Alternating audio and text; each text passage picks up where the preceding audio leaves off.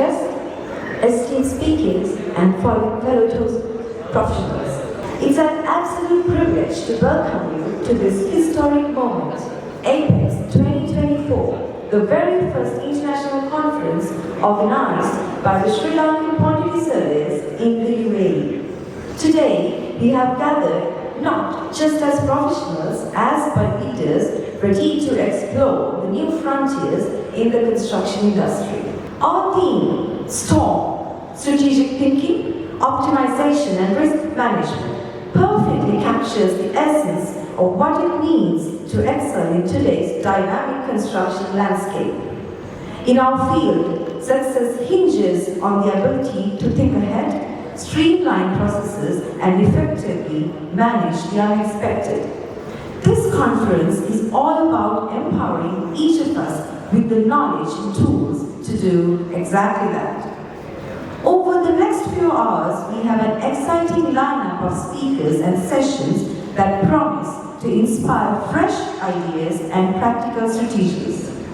It is your chance to learn, to ask questions, and to connect with experts who share your passion for advancing in our industry.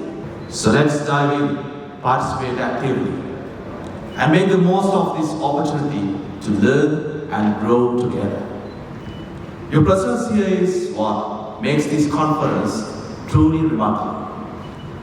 To formally welcome our esteemed international audience, we have a special treat that captures the spirit, beauty, and the vibrancy of our culture. The Sri Lankan traditional welcome dance is not just a performance.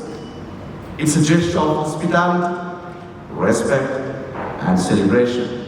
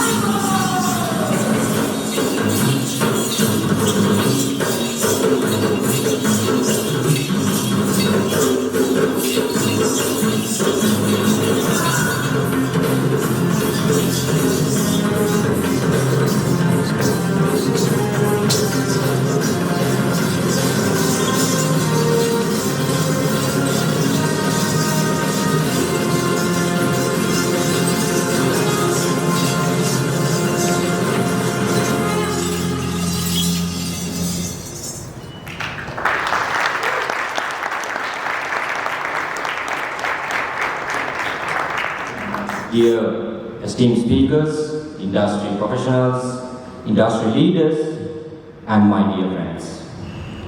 We all have that one person we look into when we need inspiration. Well, for us as SLQS-UAE Central Committee, our inspiration is those forefathers who built a strong foundation for our association, making sure that it can survive through all the challenges, all the obstacles into the near future. Ladies and gentlemen, we have survived in this particular region for almost 4 decades. So today is the evolution, is the striving point of SLQS-UAE.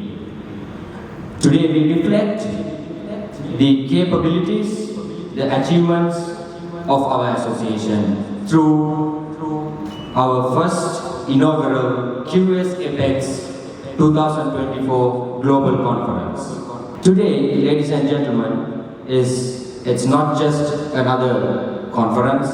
It is we are going to together harness the power of the storm. Strategic thinking, optimization, and risk management. The very 3 pillars our industry completely survives on. So join us through this journey. Construction industry has been the backbone of massive skyscrapers, communities nurturing the livelihood, and infrastructure that gives the progress, defines the progress of a country.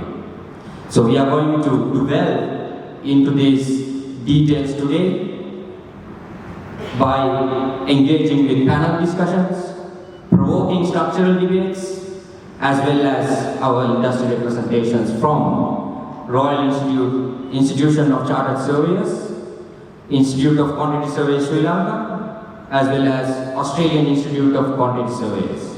I must mention about our speakers. Ladies and gentlemen, those speakers you are going to witness today is being carefully curated through several layers of analysis and collaborated together to give the best outcome for the attendees who's proudly holding this Apex Pass. So without further ado, let me welcome you all to the QsApex Global Conference 2024. Professor Indravansa Samaratunga, fondly known as Dr. Sam, has had an illustrious career spanning several decades. His extensive experience and profound insights have made him a revered figure in the fields of quantity surveying and construction management. Professor Sam's contribution to the industry through his academic excellence, research, and practical knowledge are truly remarkable. His invaluable support and dedication to advancing Sri Lankan professionals have made a lasting impact, fostering growth and excellence within our community. Today, he will be setting the tone for APEX 2024 as the first keynote speaker. Let's warmly welcome Professor Sam to the stage. Good morning, distinguished guests, fellow quantity surveyors, ladies and gentlemen. It's not often that we get an opportunity to attend conferences of this nature. Judging from a full house of attendance in a little while, people have started arriving, some 250 number. The construction industry in this part of the world appears to have been taken by a storm. The theme of QsApex, strategic thinking, optimization, and risk management, I was asked to touch upon in this keynote speech. Before I do that, I would like to thank the Sri Lankan quantity surveyors in the UAE, the committee who has made this all possible. Over the more than past 37 years, they have been contributing a lot to enhance the competence of the quantity surveyors so that they would deliver excellence to the construction industry, which is their motto. I am now they have brought into an apex, a P. Thank you, SLQS-UAE. Strategic thinking, optimization, and risk management. You're going to hear a lot about risk management later today. I'm going to touch on only just one or 2 points.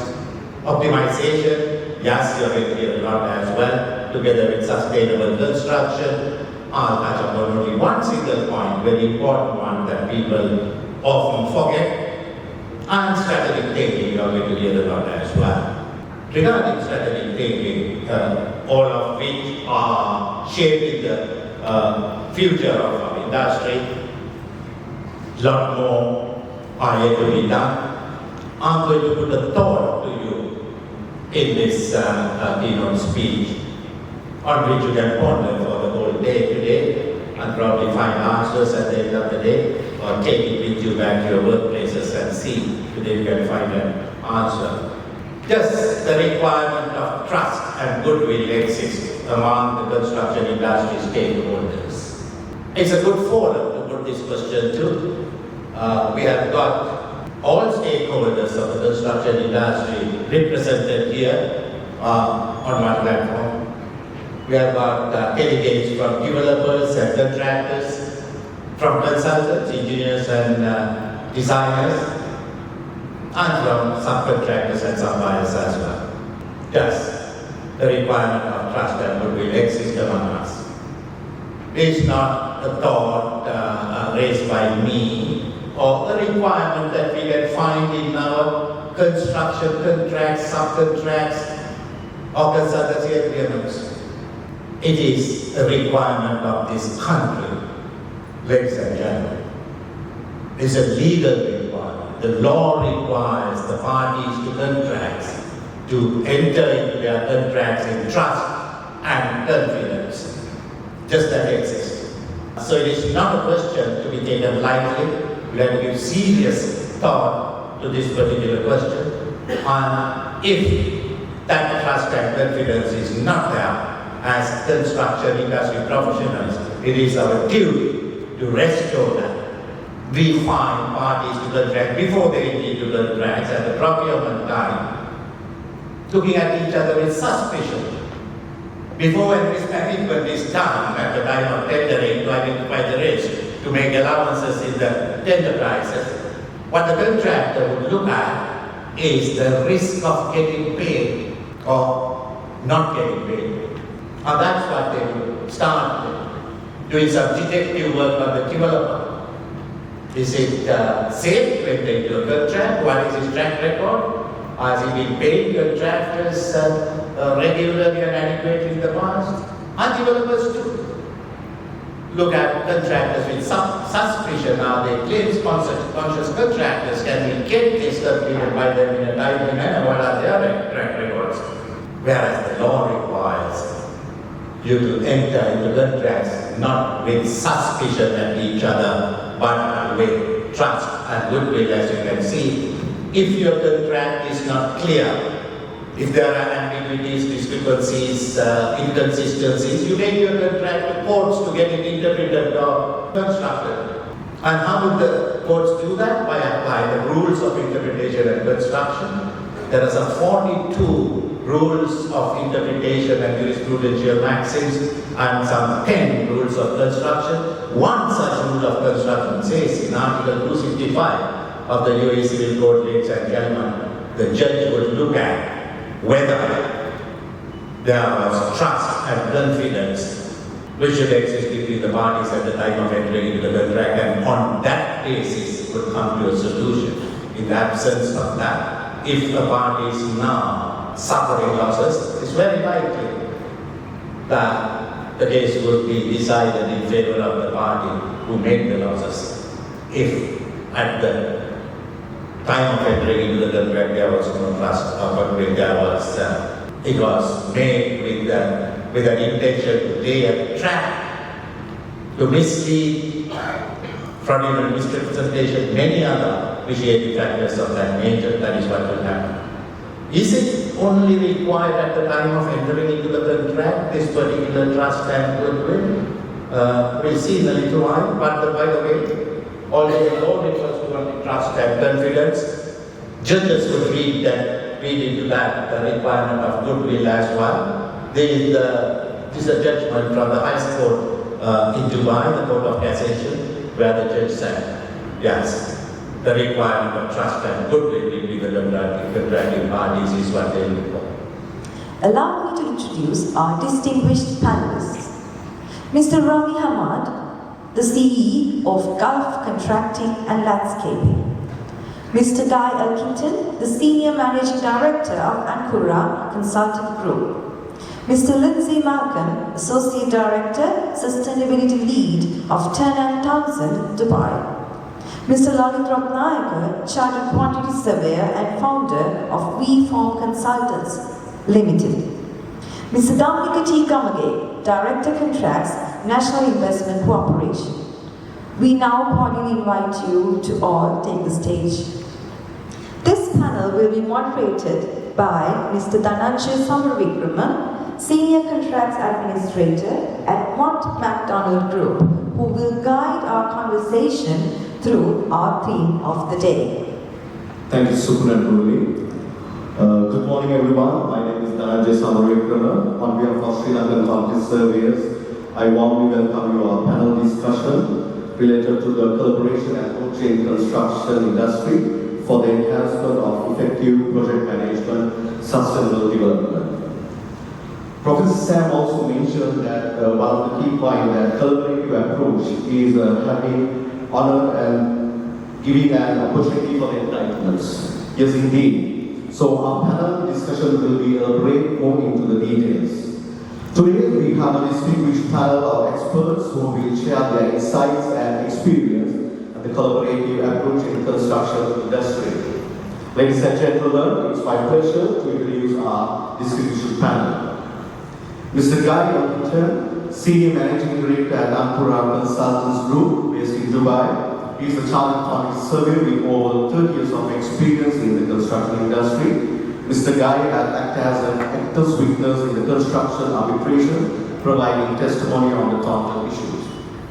Mr. Damika Gamage, the Director Contracts at National Investment Corporation in UAE, a passionate expert and leader in dispute resolution, commercial contract management with over 43 years of experience in the construction industry, and Council of the Australian Institute of AIQS International Chapter, Region 2 and former board member of AIQS. Mr. Lalit Ratnayakar, one of our founder of WeForm Consultants Limited in Sri Lanka. He is a chartered quantity surveyor with over 30 years of experience in construction industry. He was past president of IQS during term 2019-2021. Mr. Lalit Ratnayakar has been a visiting lecturer for more than 15 years in the construction law and dispute resolution courses at University of Melbourne. Mr. Lindsay Malcolm, he is a regional sustainability lead for global professional services consultancy, Turner & Townsend, in the Middle East, and he is a chartered engineer with over 15 years of experience working in the built environment in Middle East, UK and Europe. And finally, Mr. Ravi Hamad, the Chief Executive Officer of Gulf Contracting and Landscaping, where he leads focus on viewing the sustainable practice and environmental across the projects in the company. Over 20 years of experience in the construction industry and experienced business leader. Ladies and gentlemen, give me applause to our exhibits here. Before we begin, I would like to remind the audience that we have a Q&A session after the full discussion. Without any further ado, let's dive into the topic from our esteemed speaker, Mr. Guy, stage is yours. Thank you very much. Good morning, everyone. If I can just get my slides up. Okay, so as you just heard from Professor Sam, we're going into construction boom in the region. It's probably going to be unprecedented on scale. For those of you who are here in sort of 2006, 2008, we thought that was quite big, but I don't think we've seen anything yet. So once Saudi is running at full speed, then there's going to be a lot of strain on the supply chain, there's going to be a lot of opportunity, but there's also going to be risk and challenges ahead. Penalties will apply if it's delivered late. It needs to start the first time turnkey. If there are any changes to regulations or laws in the construction of motor vehicles, then Mercedes-Benz have to swallow the cost of that, and if there's any increase in the cost of materials, they also have to swallow the cost of that. That's all there is. If there are any defects in the first 12 months, even if you scratch it, then they've got to fix them free of charge. Also, you will give 10% price back to the end of that 12 months, and you want from them a fully cashable guarantee for a further 10% of the price that you can call whatever you want if you think that they're not performing and you don't have to prove that performance. That's why a kind of team coaching is necessary. Let's look at this concept, what we have as team coaching. Together, team goal settings, developing the collective leadership approach, joint problem solving, identifying and reinforcing good performance. So these are the fundamentals of team coaching. And then one of the old concepts, it was established in about 20 years ago, the GROW concept. The goal setting, reality check, options analysis, and way forward. It's like, what is the way forward? We're starting from the bottom line. So these key points we have to consider when we are coaching our partners, stakeholders of the contracts. Any contract. It's not limited to the construction contract. So if we establish this simple concept, understanding each other, we'll be in much better position. So with this GROW concept, a big team we can make. I quote simple material which I learned about a few years ago in our 31st get together by Dr. Abdullah Galadari.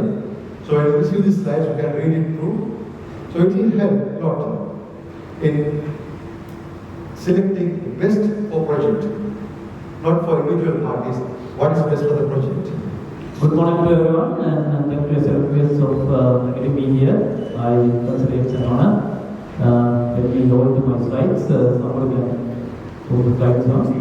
Look at what is the existence in the society and the wider economy. And of course, that is what is said by CIOB, and it's one of the first businesses in the world, and mankind developed. The population of the world's urban area is increasing every day, 200,000 according to World Economic Forum. So this industry is not going to be over every day. It's always there will be demand, but ups and downs are there, and therefore this industry is very important. It sculpts the communities and shapes our lives. Therefore, it is the industry is almost under a moral obligation to transform. We need to get it transformed. That's a demand. And you should see, you may have come from home to the roads and into your cars and then to the buildings, hotels. So we live more than 90% of our life in built environments, not natural environments. So that is why it shapes our lives. And that is what World Economic Forum has said. So why not we go for collaboration? This is such an industry, the industry that shapes the, who we are. Right. Having said that, what is our industry? What levels of collaborative approaches are required? Where is the world? Of course, you can say gain more power and earn more. That's what we can see around. Many get A for the science, but F for ethics. So it's a whole collaboration. If you see global, we have sustainable growth, we have regional free trade agreements and things like that. National level policies are there, and then industry level policies are there, subnational, and then when it comes to projects, the idea is to collaboration. It's a whole world we are talking about. We can go from projects to the world, or we can come from local to the site. So which way it works? Thank you very much. Can everyone hear me okay? Yeah, great. Well, I'm going to start with a confession. I'm not QS, and I feel like I'm probably the only one in the room who isn't, or a very small group. but as a sustainability consultant, I find a lot of my time working with Tanzania. Cost managers, with contract specialists, with project managers, program controls, things like that.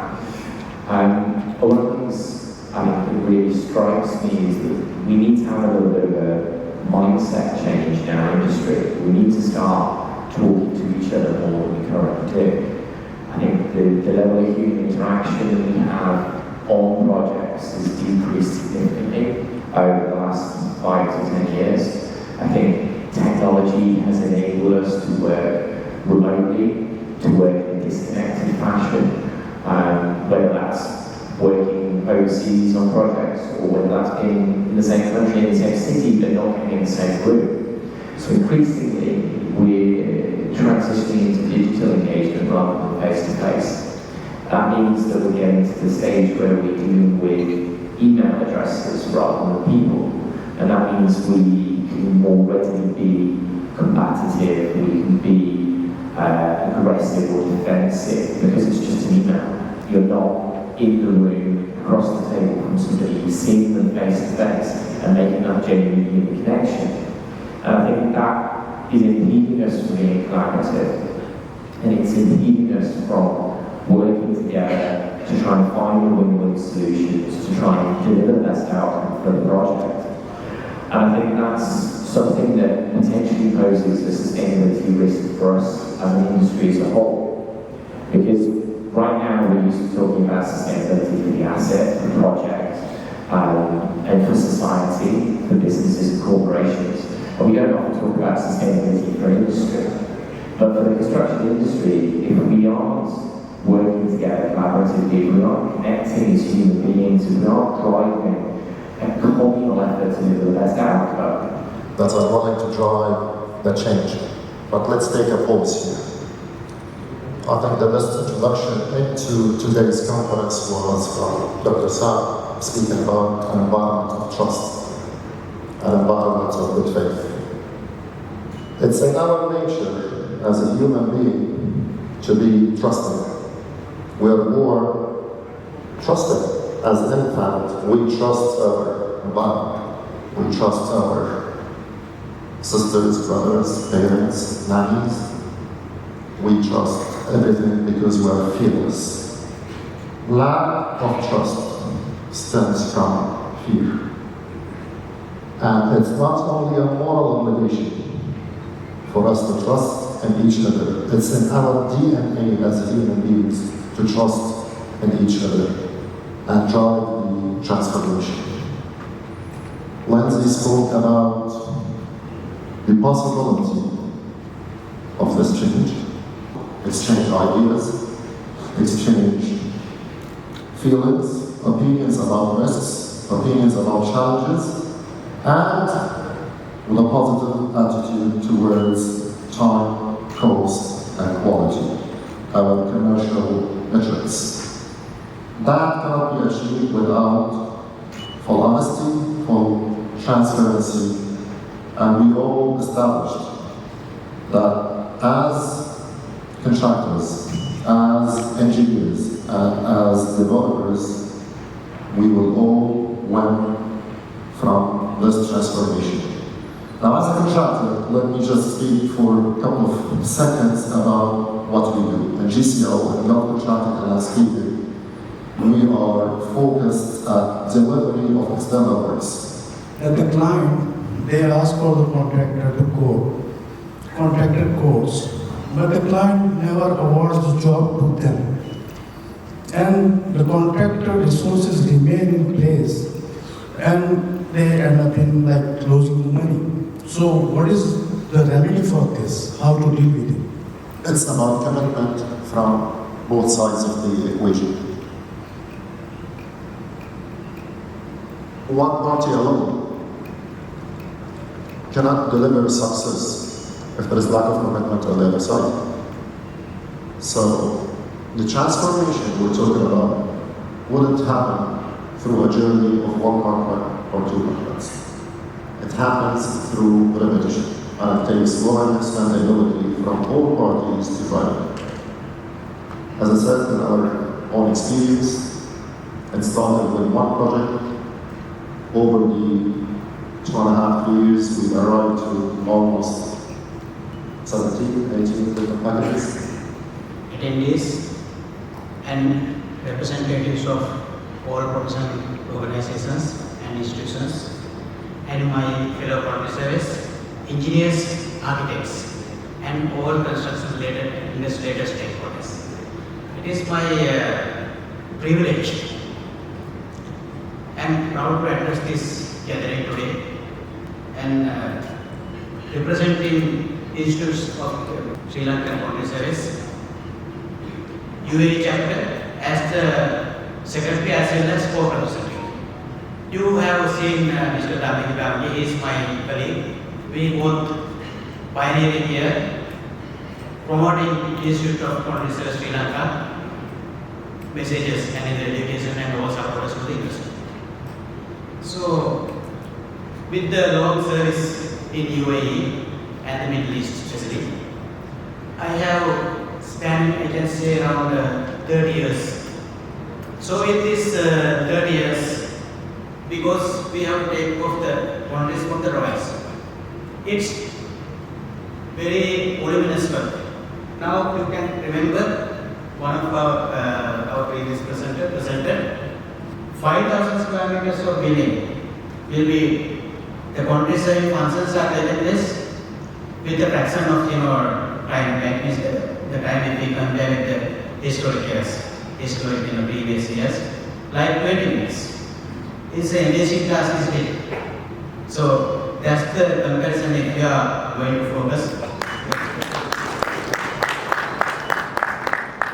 GCL was founded in 1982 and it was acquired by Riyadh in 2006. Previously you might have known us as Gulf Landscape and Irrigation Systems, but after COVID we've decided to rebrand the company into Gulf Contracting and Landscaping because we've added many verticals to our business that we didn't have earlier. And we thought that GCL would be more representative of the brand name. Currently we do G+12 buildings. In addition to hardscape, softscape, we have our own aquatics department whereby we do crystal lagoons, swimming pools, water features, jacuzzis. We have also our metal workshop, our own metal workshop. Currently we have around 4,100 people under our sponsorship, and we have more than 250 engineers, from project managers, site engineers, quantity surveyors, planners, and construction managers. Who we are? We're headed by Rami Ahmed, who you met earlier, and our GM as well, Shabbat Madami, is present here. We operate all across the UAE. Our head office is in Iris Tower in T-Com, but we also have a branch office in Abu Dhabi, and we've executed many projects across the country. In Abu Dhabi, we work all across the area, and in the western region, in Sidi Banias, Khalifa City, Hamad al-Nizal. In Dubai, we've also got many projects, and Ras Al Khaimah and Sharjah. I'd like to spend a few minutes to tell you about Miraj and our journey. Miraj is in its 27th year of operation, and we were evolved recently. Our name is Miraj Leisure and Development because our projects were based in leisure, hospitality, and casinos. We since have taken on a new role where we provide multidisciplinary services. We have 800 plus staff at the moment and growing continuously with over 200 plus projects. We are more active in Dubai, but we also have projects around the region. Our services have evolved into other lines of business. We are now lead design consultants, structural engineers, geotech, architectural, landscaping, St. Regis project in downtown, the Twin Tower branded residence project that's been currently under construction. The address residence in Zabil is about to start construction. One of our mottos, designing, developing, and delivering exceptional destinations across the world. This is our flagship project where we start our architectural journey and we provided a full-time e-service, Creek Quarters 1 and 2 on Dubai Creek Harbour. This is address residence in Ras Al Khaimah, which is currently in award stage. Okay, I'm absolutely delighted to be here. Whenever I receive an invitation to any event that's hosted or supported by the SLQS, you can always guarantee that there's going to be quality speakers, quality presentations, and excellent hospitality, and that's been true today so far. So thank you very much to everybody for the invitation. What I'm going to run through quickly is a little bit of an introduction, an overview, and then a key takeaway that the audience can use then in day-to-day. Excellent. So I'll start with a very, very brief overview of RSCS. I know the majority of the people in the room are familiar with the organisation, so I won't take up much of your time running through too much about what we do. Very, very briefly, the RSCS is a global professional body that qualifies and equips professionals to the highest standard across 22 disciplines, with our most popular one being quantity surveying. We also develop and implement a number of quality assurance standards across a number of different disciplines. We have over 140,000 members globally, with approximately 3,000 to 4,000 of those based in the UAE, with 90 to 92% of those members being quantity surveyors. What I wanted to cover today was a little bit of an overview on our international cost measurement standards and our whole life carbon assessment standard that was released in July 2024. So the whole life standard presents tangible opportunities for members in their area of operation. Commercial and government demand for accurate and consistent carbon management is growing worldwide, and our profession plays a fundamental role in meeting net zero targets. So the whole life carbon assessment standard equips members with the right skills and knowledge for completing consistent and accurate carbon management, as well as the opportunity to grow their business. Government and professional bodies are increasingly enforcing whole life carbon assessment standards and aligning their policies and legislation in line with these standards. So true endorsement, this cements the standard status as a world leading for accurate, consistent carbon management within the built environment. As you can see here from this statistic, I don't really need to reiterate these things too much. We're all aware of the impact construction has in relation to emissions and output. Some of the figures are debatable, whether it's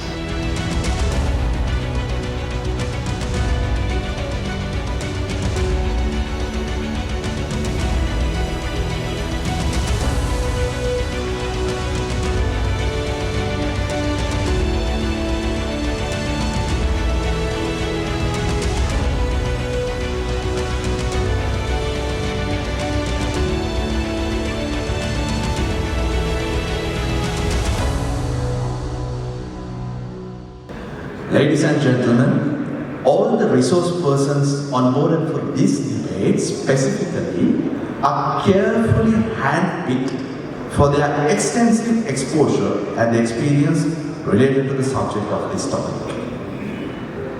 This promises to be an insightful and lively discussion, so let's welcome our orators to the stage. I'll count up to 10. We'll finish 14. Then I can disclose the correct numbers. 1, 2, 3, 4, 5, last 5 seconds. 6, 7, 8, 9. Stop. Okay.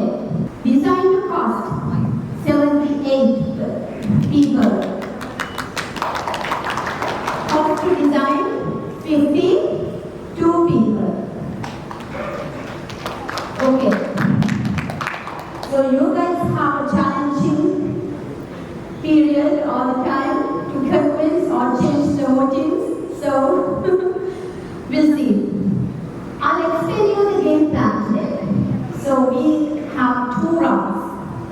In the first round, you can present yourself for 5 minutes, and in the second round, you have 3 minutes to run.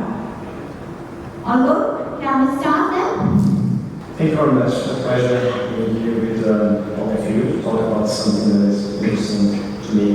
I'm an architect, as just mentioned, so today the pleasure is even bigger because I can find one of my biggest enemies, which is cost. So today I'm here to talk about cost to design. And very briefly, I would like us to start summarizing what cost to design is. So basically, when we talk about cost to design, we're emphasizing on creating the best possible design in terms of aesthetics, in terms of planning, in terms of technical and performance criteria, and allowing the budget to follow the cost to follow the design. Instead of the other way around, where we have a budget and we have to design no matter what's due this budget. So there are quite a few points that I think are interesting in the cost to design perspective. And today I would like to talk about 5 of them, to focus on the last one for a reason I'll explain in a moment. So if you start with the first point, I really think that on a cost design approach, you really maximize the design and creativity and innovation of a project. And this one is very easy for me to understand. As a designer, as an architect, and my colleagues, master planners, designers, graphic designers, all the creative people working on the project. If you're buying something, right, it's so worthwhile, so precious. Can you first put a number to it and tell the artist it's so only worth so little? Think of the jobs. Actually, it goes beyond jobs, right? I mean, it's like we build. Making something precious and beautiful, the designer needs freedom to do that. For innovation, to think outside the box. That's why we are here in this city, isn't it? In the case, you're here in this city to do something different. Where we can say, from a bit of sand, something can go up. From a bit of sand, beauty can be made. You have to start from design. It pushes boundaries. This is a project we did in Singapore, Cape Royal, my project. Last plot of land in Sentosa Island, where Sentosa was called the island of death when Malaysia gave it to Singapore.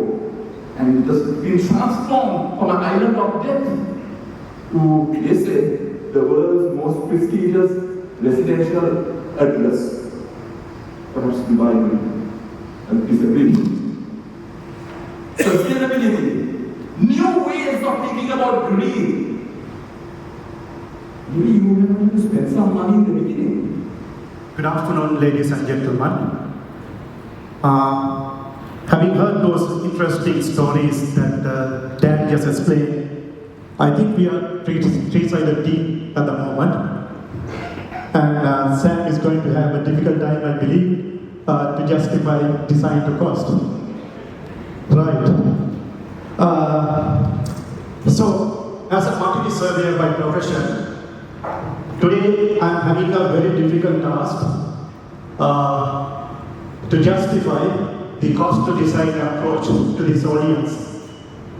And this is more proven now, having seen that the voting outcome, the pre-session voting, and I think this audience is mostly comprised of quantity surveyors. Can you raise your hand if you're a quantity surveyor? So I can easily say automatically of this audience is quantity surveyors to make sure that the cost is kept within the budget.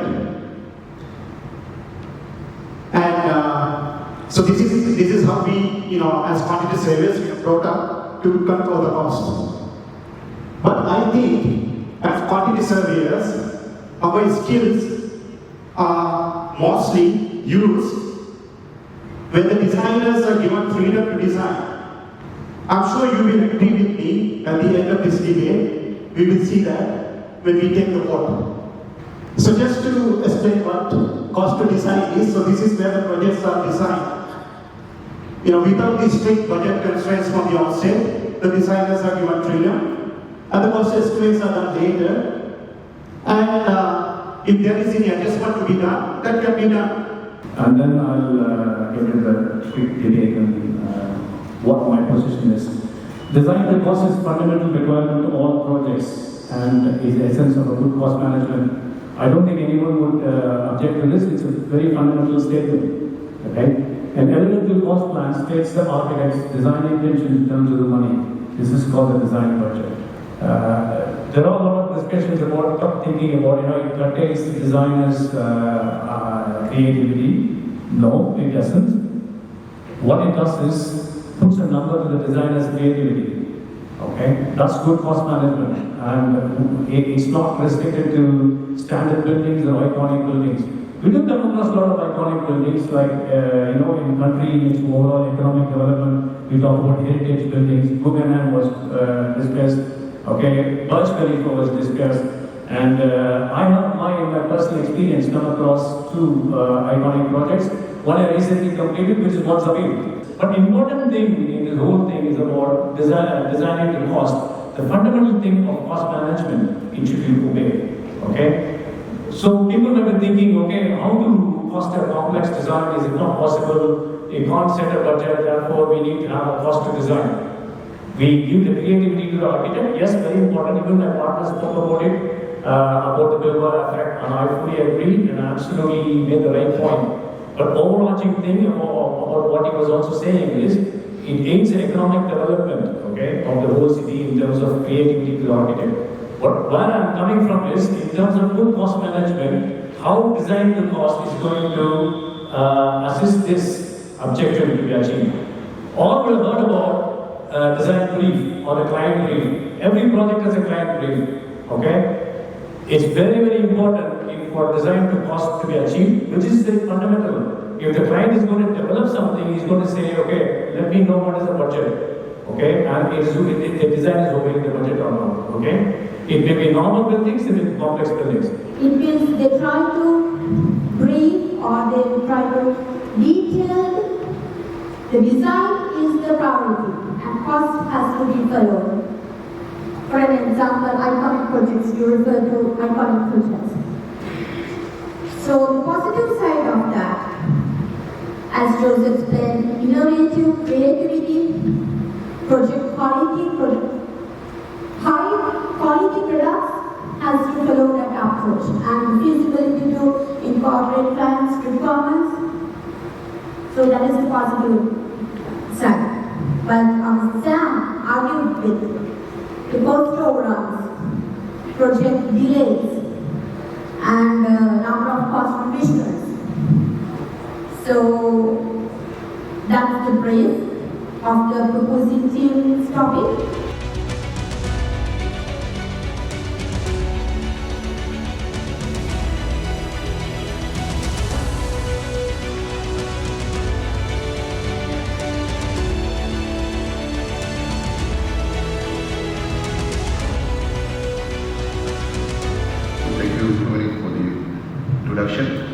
And I want to thank the people who organized the event.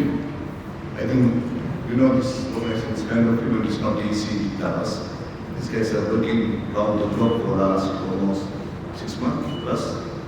And going for the final detail, organizing, thinking, and discussing, fighting, everything going on. At last, they came here after hard work of almost for 6 months now. So please give a big hand to the Talk about the AI quiz, or not thinking about the AI quiz, is to say how to align with the SLQS today strategy. Their strategies today strong. They have 3 pillars. One is strategic thinking, other one is optimization, other one is risk management. Based on 3 these core pillars, they have struck the entire day.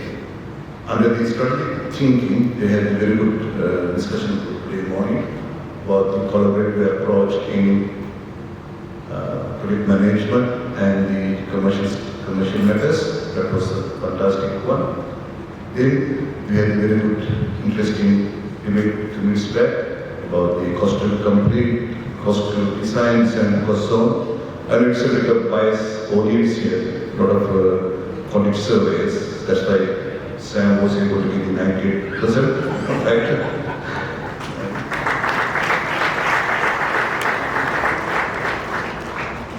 We have a fantastic lineup of panelists here today to share their knowledge with us.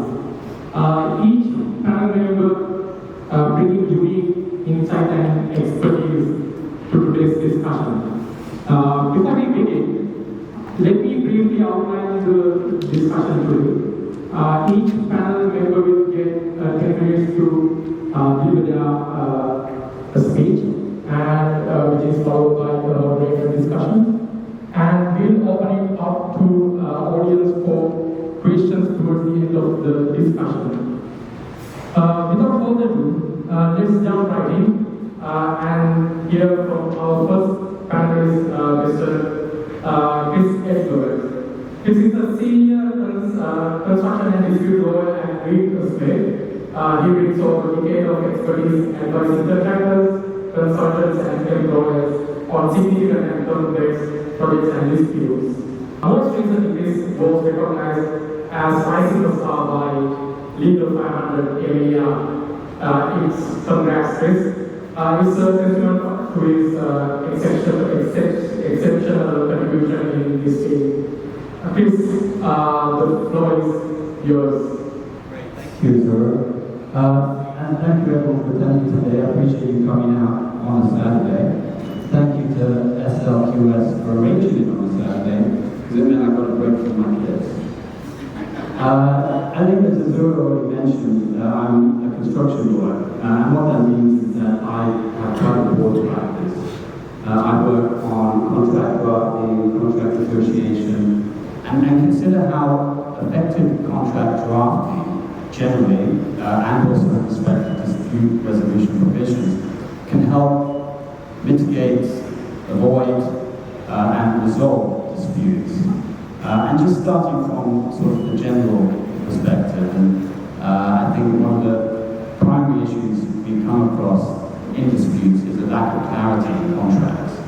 Now, clarity is tricky. It's not actually as easy as one might think, particularly in the construction industry in the Middle East, which is made up of contractors and developers from all over the world with different primary languages, different cultures, and different approaches to doing things. So clarity is not, in fact, that easy, but it's incredibly important. I've seen many disputes happen simply because the contract just wasn't clear enough. Civil law specifically, we can see it in the UK and we can see it in Singapore, and these are the jurisdictions where DAPs are very much popular because they're ingrained in the legal culture there. If we take a look at the global success factor, our success with DAPs, before I go into what we're about to launch in Abu Dhabi, the global success factor in DAPs and proven benefits found that 95% of disputes referred to DAPs were resolved without the need of going further for legal escalations.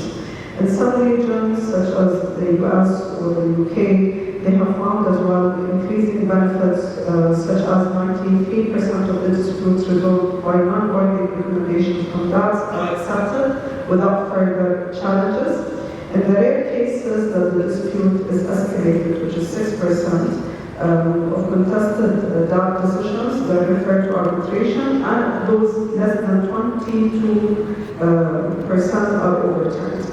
So with that evidence and those type of statistics, we can see that very much there is a culture to support DAPs, to accept DAPs decisions, and to fully apply them by both parties when they go closing.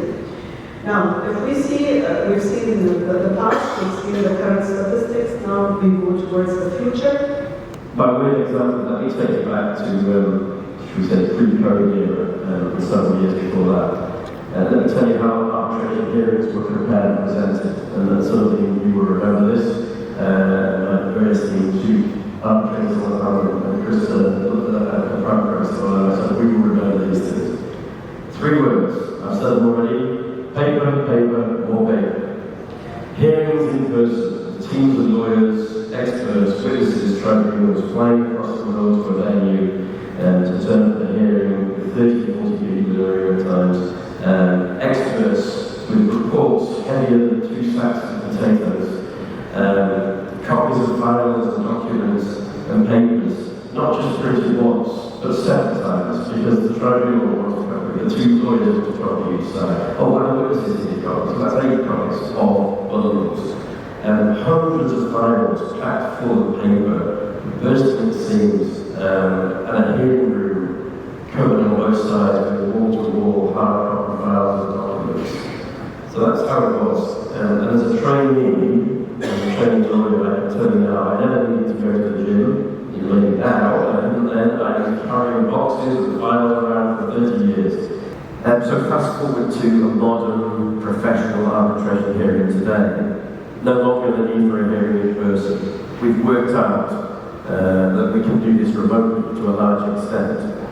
We will be equally successful in conducting hearings where parties are in different venues. There are some nuances to that.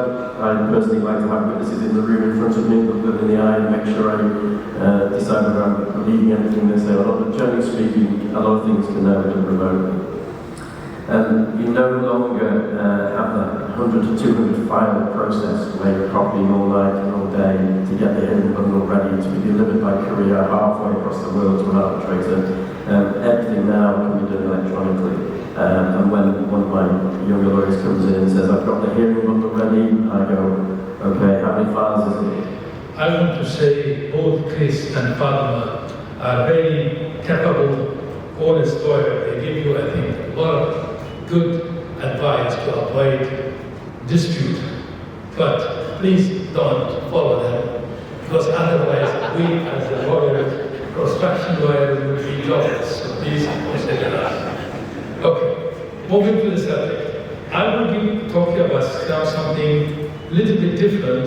I'm not sure how much of you are involved in the arbitration. I know the construction field is a main user of the arbitration services.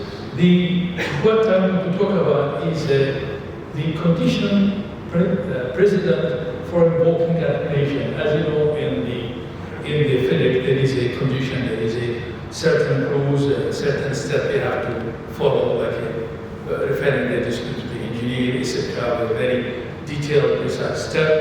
And the question, these conditions in general are valid and enforceable under UAE law as long as they are precise, and I believe the FIDIC conditions are very precise and there are no doubt they are a valid enforceable condition. The question I'm going to raise here is, what about if a party invoke arbitration without following this step, detailed step? Because sometimes it takes 6 months to complete these steps. Now, the question here, whether this is an issue for the jurisdiction issue of the tribunal or it is admissibility. I don't know whether this makes sense to you for the engineer, but that is a big difference because this is a quite technical legal issues, controversial issue around the world, and in general, the common law approach is this is a admissibility issue which is made. It is for the tribunal to decide if the conditions are not met. Well, we are going to consider your case inadmissible. This is falling our jurisdiction. Where in general civil jurisdictions this is a question of jurisdiction because the arbitration is a creation of the parties' agreement, and if the parties agree to follow this step and you don't follow this step, the tribunal's arbitration is not yet is yet. First of all, let me compliment all the panel members for the opinion of the AI. Yes, AI can reduce great deal of paralegal time on repetitive activities. Other than that, the decision by computer-generated model will be very, very difficult. Maybe, as of today, it will be developed in the future. My simple question is, as Mr. Edwards said, as Mr. Taylor both mentioned about the EAP, as well as Ms. Fatima. Similar to EAP is a less expensive procedure, mediation. Why mediation was not encouraged or entertained in UAE or this GCC area? Well, I think it's funny because in a way I think culturally mediation is very much a part of the local culture here. Going back hundreds of years, you know, you have the concept of imaginary management. So I think people do it. I think there's just never really been that structured process of a sort of kind of formal mediation procedure in contracts, in my experience. It would usually perhaps happen before you start hitting the dispute resolution provision mechanism.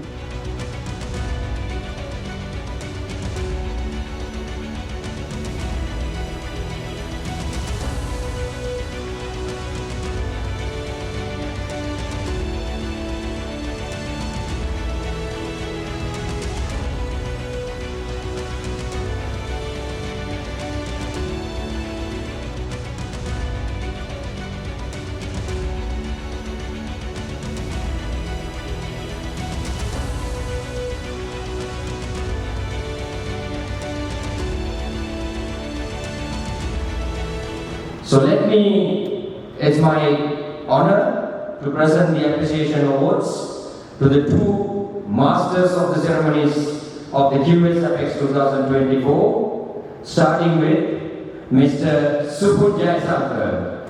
To give away the award, I would like to invite Mr. Gamage, who was mentoring the agenda throughout and giving the insights for these two MCs. Once again, the mayor, Mr. Supun Jayasankar. Mrs. Ruani Pereira. Ladies and gentlemen, respected guests, speakers and committee members of Sri Lankan quantity surveyors in UAE. A wonderful good evening. We have come to the close of what has been an insightful and enriching day. Today's event brought together professionals from various organizations, providing us with the opportunity to learn, share, and network. As we recap today's highlight, it is clear that we have all gained valuable knowledge and new perspectives. Let's take a moment to reflect on some key highlights. Once the brand is created, no introduction is required. Professor Sam Samaratunga, you are indeed a brand. The amount of knowledge, wisdom, and experience that you have gifted to entire construction industry and to the Society of Quantity Surveyors are indeed huge. Today is no different from other days. Whether you are a budding quantity surveyor, engineer, or experienced quantity surveyor, there is something to learn from you.